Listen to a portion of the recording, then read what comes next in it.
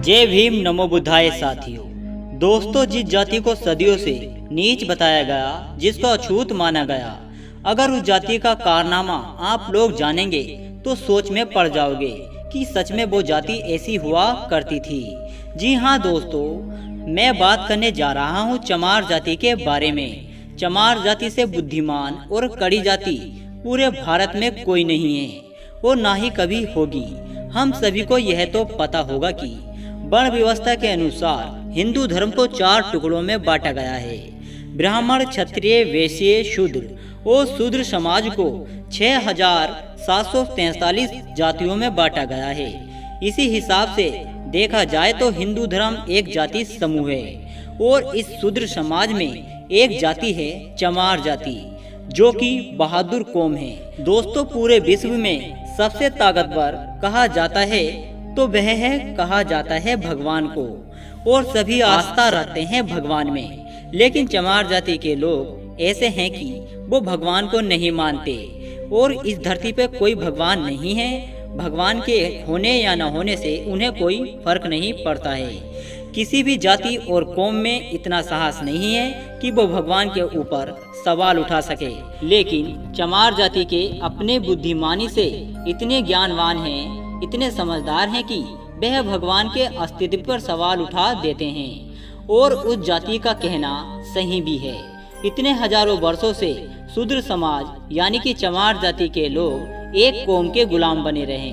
तब भगवान कहाँ थे? क्या तब उनको बचाने नहीं आने चाहिए था? कोई भगवान नहीं आया। अगर उन्हें किसी ने बचाया है तो वह है परम पूज्य विद्वान डॉक्टर BR अम्बेडकर जी। इसी वजह से चमार जाति के लोग बाबा साहब के अनुयायी हैं और बाबा साहब तथागत गौतम बुद्ध के अनुयायी हैं। इसलिए चमार जाति के लोग बाबा साहब के बताए हुए रास्तों पर चलते हैं। लेकिन दोस्तों, दूसरी ओर सभी जाति के लोग ब्राह्मण को ज्यादा मानते हैं। लेकिन चमार जाति के लोग ही ऐसे हैं जो कि ब्राह्मण को एक आम इंसान ही समझते हैं। वो कहते हैं कि जैसे मैं एक इंसान हूँ, उसी तरह ब्राह्मण भी एक इंसान है। साफ साफ कहने का मतलब यह है कि सभी जाति के लोग ब्राह्मण से डरते हैं। केवल चमार जाति ही एक ऐसी जाति है जो ब्राह्मण से कभी नहीं डरती, ब्राह्मण का सामना बहादुरी से करती है। दोस्तों, यह तो आप सभी को पता होगा कि चमार जाति को वर्ण व्यवस्था के अनुसार जाति शूद्र अछूत घोषित कर दिया था। वह लोगों के पास नहीं बैठ सकती थी, लोगों के साथ नहीं बैठ सकती थी और ना ही वह पढ़ सकती थी, ना कभी वह पानी पी सकती थी। लेकिन उन्होंने बहादुरी से उस व्यवस्था को खत्म करके चमार जाति के लोगों ने सबकी बराबरी कर ली। दोस्तों, है ना बहादुर कौम। और फिर चमार जाति के लोगों ने जितना विकास किया उतना किसी कौम या जाति ने नहीं किया।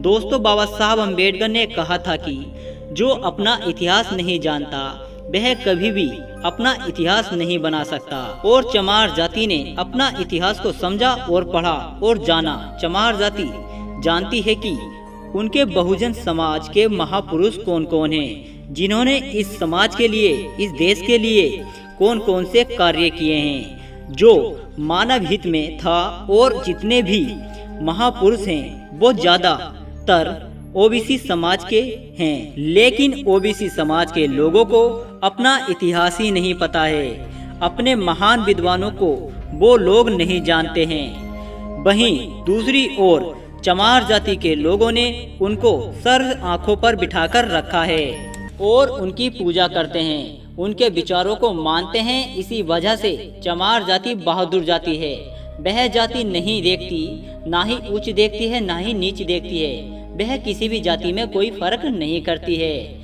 दूसरी जाति के लोग अपने महापुरुषों को नहीं जानते और ना ही उनका इतिहास को पढ़ते।